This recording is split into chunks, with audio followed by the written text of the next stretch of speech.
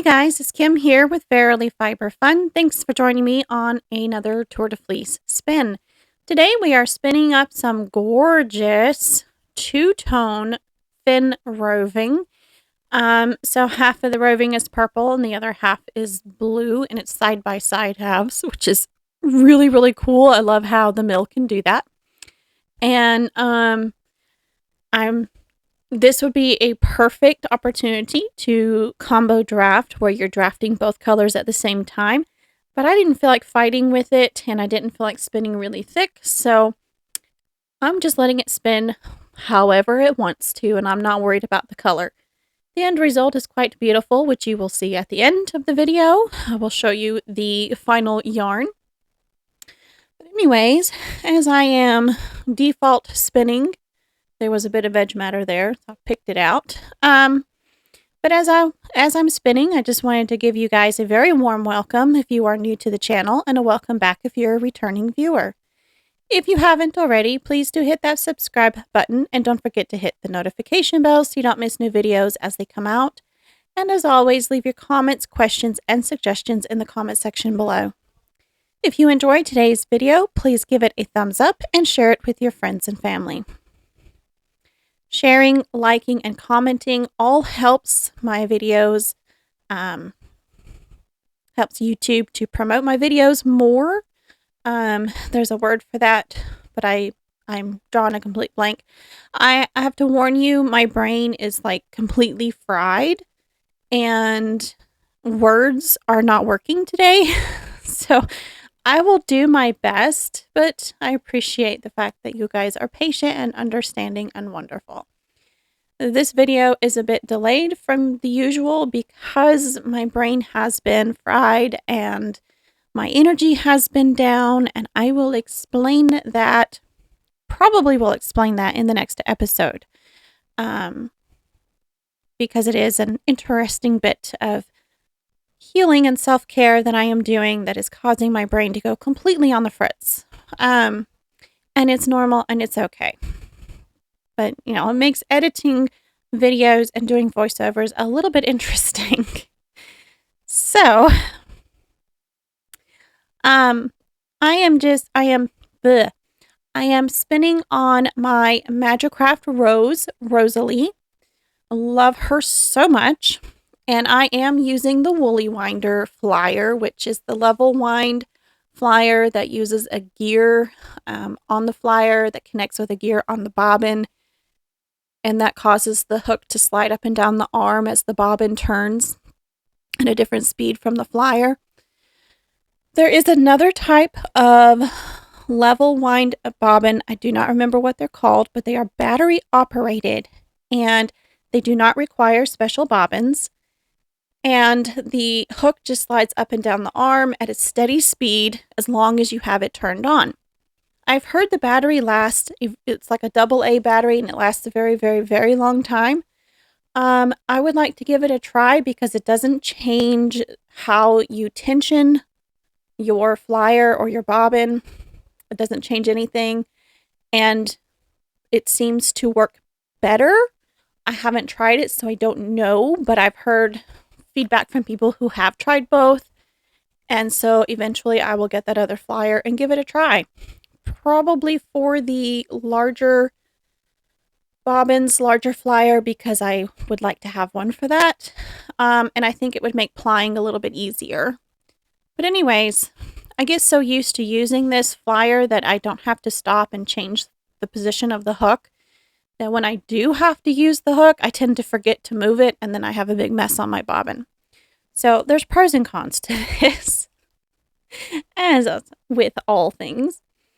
I'm doing my default, for the most part, my default short backward draft, which is, if you are familiar with Rachel Smith of Woolen Spinning, she also goes by Welford Pearls. She calls this, what I'm doing right here, the continuous short backward draft. And then sometimes I do the short forward, and sometimes I do a hybrid between the two, which is a little bit dangerous. But it's kind of just whatever the fiber wants to do, whatever my hands are comfortable with, and then everything's hunky-dory and fine. As long as you make yarn that you're happy with, how you get that yarn is not as critical as getting the yarn. So I'm not a technical spinner. I don't sit there and count my treadles and do that really consistent drafting and try to get the exact same amount of twist in every single draft and all that stuff. I've tried that and it just drives me bonkers and I don't want to spin. So I like to let my brain wander, my mind wander everywhere, watch a video or something, and not really think about what I'm doing when I spin. I do enjoy occasionally doing something different and complicated, but for the most part, brainless spinning is my forte. I just put a little drop of oil in the arm of the woolly winder so that as I wind off, that whole arm gets nice and oiled. That's my preferred time to oil because it does move up and down a lot and the oil gets distributed quite nicely. So I am doing a center pull plying ball. This is not a lot of fiber, and I'm going to ply it right back on the same bobbin because it will fit. And I didn't feel like spending 2 hours, okay, maybe an hour, 30 minutes, winding a plying bracelet, a figure 8 plying bracelet.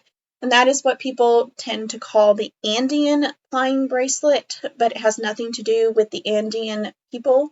So I am going to call it figure 8 plying bracelet because it's kind of a figure 8 weird thing. Anyway, this is just a plying ball. It's a cake. You cake your singles and then you can let them rest before or not. I didn't. I just spun this and then plied it. If you let your singles rest a while before you ply them, they might be a little less likely to tangle up while you're trying to ply. But I didn't have any trouble with this ball. Now, I just removed the woolly winder flyer from the wheel because it does not like to ply. And instead of trying to fight with it, I'm just going ahead and switching to my Delta flyer that has, I borrowed the really big hook, sliding hook from my extra big bulky art flyer that goes with this wheel that I bought separate. Because it was handy. It was sitting right there because I've been using it for other spins, and so that's what I'm using now. So the plying is very straightforward. I've got a lot of different angles and close-ups of how I am managing this ball of yarn. Every time I do this, it's different. Every batch of singles is going to behave differently, and what works for one spin is not going to work for another. So this is one of those very intuitive things where you just do what works. And I have to say, I'm very pleased because I didn't have a single tangle doing this plying, and that is extremely rare. I didn't have any issues with it at all, although I did keep forgetting to move my hook, so I tried to keep up with it, but I'm so used to that woolly winder that I keep forgetting to move my hook. So anyways, I think I'm going to let you guys enjoy the rest of this video with a little bit of music, and I will see you in the next one. Bye guys!